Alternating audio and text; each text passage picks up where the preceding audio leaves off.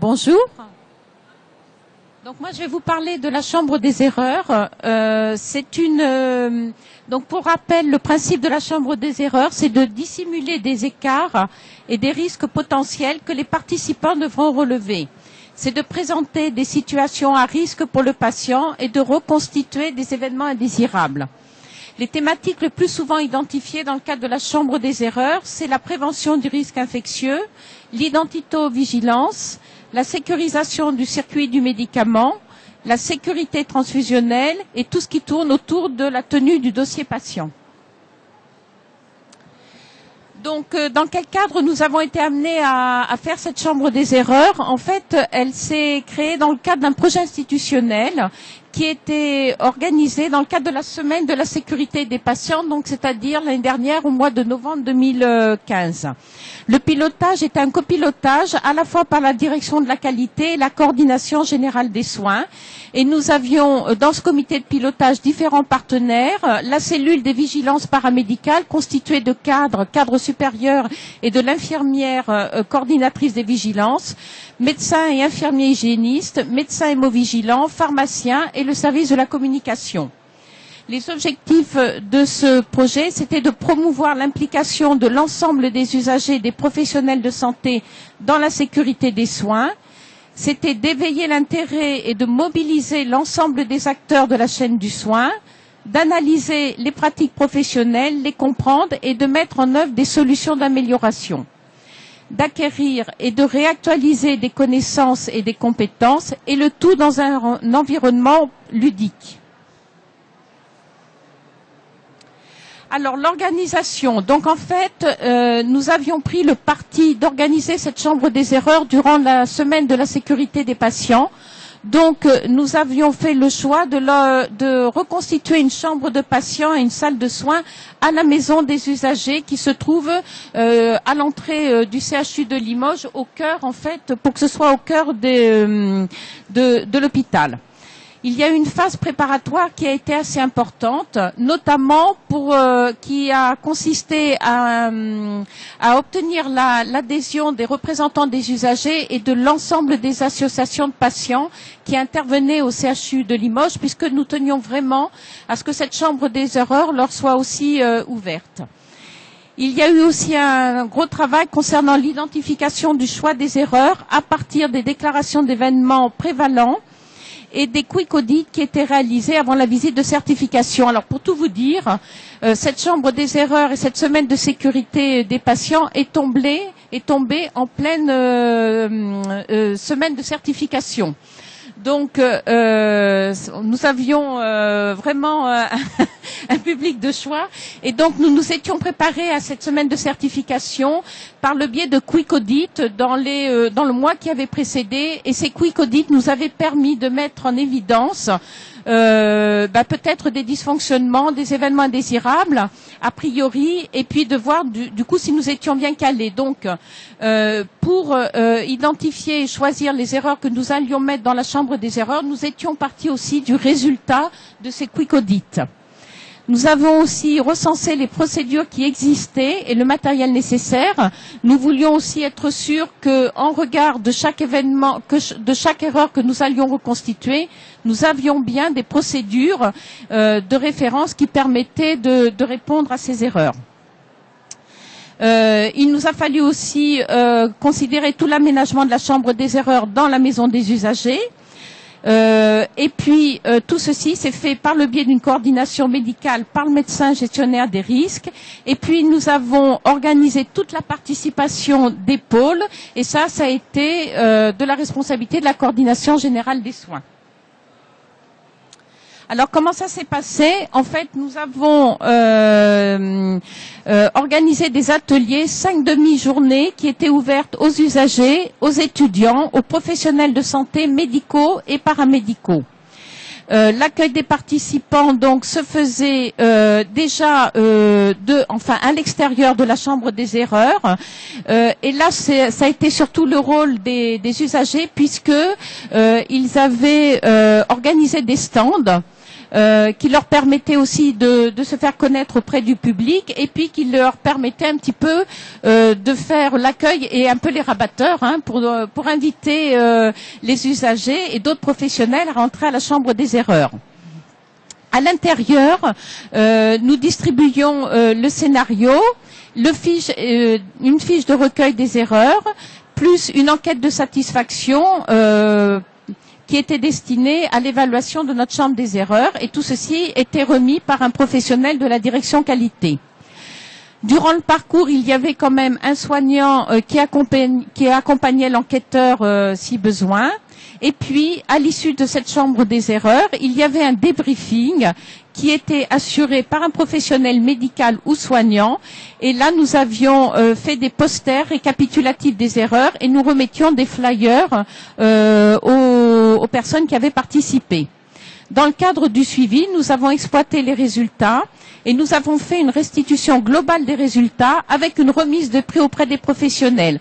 Alors c'est vrai que dans la fiche de recueil des erreurs, les professionnels avaient le choix ou non de donner leur nom, hein, et nous leur expliquions qu'en fait c'était pour primer les 3 premiers, c'était pas pour faire un classement, mais c'était vraiment pour primer les 3 premiers et essayer qu'il y ait un petit bénéfice à cette participation.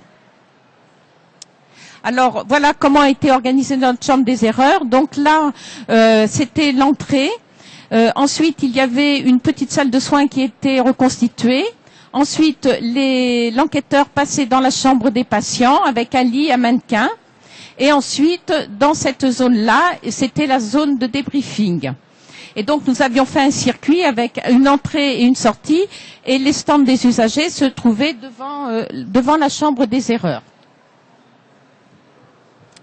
Alors, quelques exemples d'erreurs que nous avions reconstituées, notamment concernant la sécurisation du médicament. Il y avait une prescription non conforme de Doliprane. Pour exemple, cette prescription était, la prescription attendue était 1 gramme x 4 de Doliprane, et il avait été écrit 1 comprimé x 4. Traitement personnel du patient qui avait été laissé sur la table de chevet, stylo insuline rapide non identifié au nom du patient, une erreur de programmation du pouce-seringue électrique. Concernant le risque infectieux, il y avait un flacon de solution hydroalcoolique qui était ouvert et non daté, une absence de traçabilité du contrôle quotidien de la température de l'enceinte réfrigérée, un plateau avec une seringue et une aiguille usagée et un collecteur d'aiguilles qui avait dépassé la date limite de remplissage. Et concernant les soins, nous avions par exemple un plateau repas non conforme à la fiche de régime, une absence de suivi de la douleur dans le dossier patient. Là, c'était pour vous montrer, nous avions fait un poster grandeur nature, et nous avions demandé à un professionnel de se caricaturer un petit peu, hein, afin de rassembler toutes les erreurs en termes de tenue professionnelle, avec des bijoux, un soupule sous sa tenue professionnelle. Alors le bilan de ces 5 ateliers, ça a été une participation importante et au-delà de nos espérances, puisqu'en fait nous avions demandé par l'intermédiaire des cadres sub de pôle d'inscrire à peu près 2 à 3 soignants de leur pôle par créneau horaire de 30 minutes.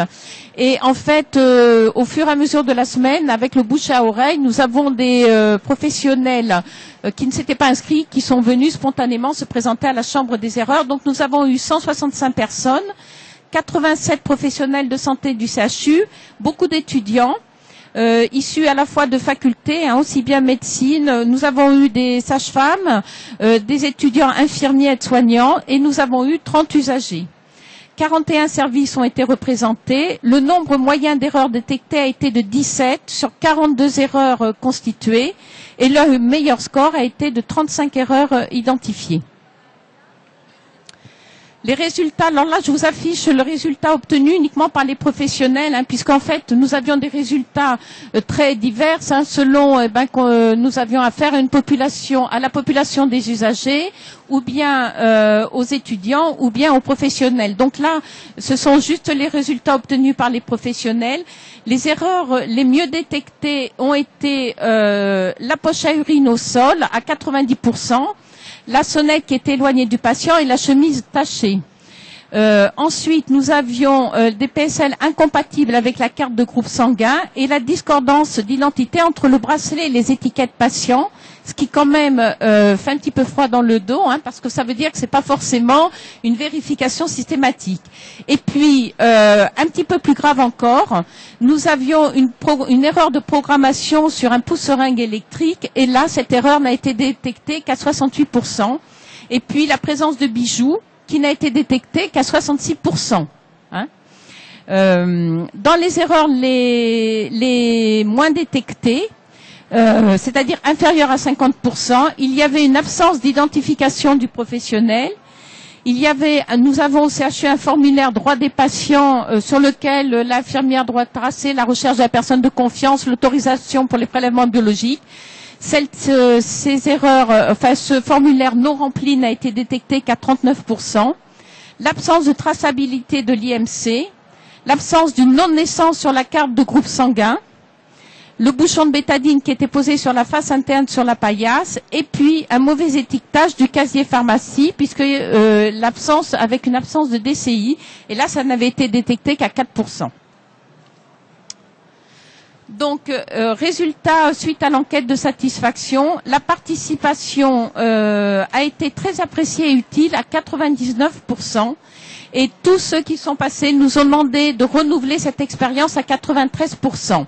Nous avions demandé qu'elle nous fasse des propositions de thèmes. Ils nous ont demandé de renouveler les thématiques 2015 et de faire d'autres thématiques qui pouvaient être ciblées plus spécifiquement sur des secteurs à risque, tels que les blocs, sur tout ce qui pouvait concerner les pathologies chroniques telles que le diabète, et puis tout ce qui concernait les pansements, les mesures d'hygiène et d'isolement. Certes, alors, concernant les erreurs, elles ont été faciles à trouver pour 72%, et puis 71% nous ont dit avoir découvert des erreurs.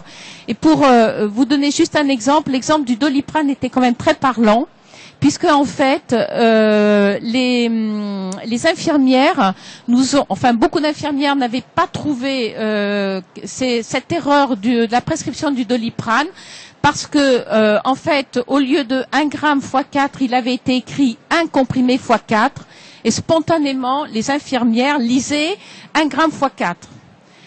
Sachant qu'en plus ça pouvait confondre entre le CP ou le gramme, et spontanément elle lisait le gramme parce qu'elle nous disait que c'était tellement une habitude de prescription qu'elle se posait même plus la question de savoir si ça pouvait être du 500 mg ou du 1 gramme, et donc spontanément elle lisait 1 gramme. Donc là on se dit quand même que voilà, on est vraiment dans des erreurs de pratique habituelles, et on est concernant l'expérience que nous avons menée, vraiment on a envie de recommencer, parce que on se dit que sous un aspect ludique, si on peut au moins attirer l'attention des professionnels par ce biais-là, eh bien c'est autant de bénéfices aussi pour le patient. Je vous remercie de votre attention.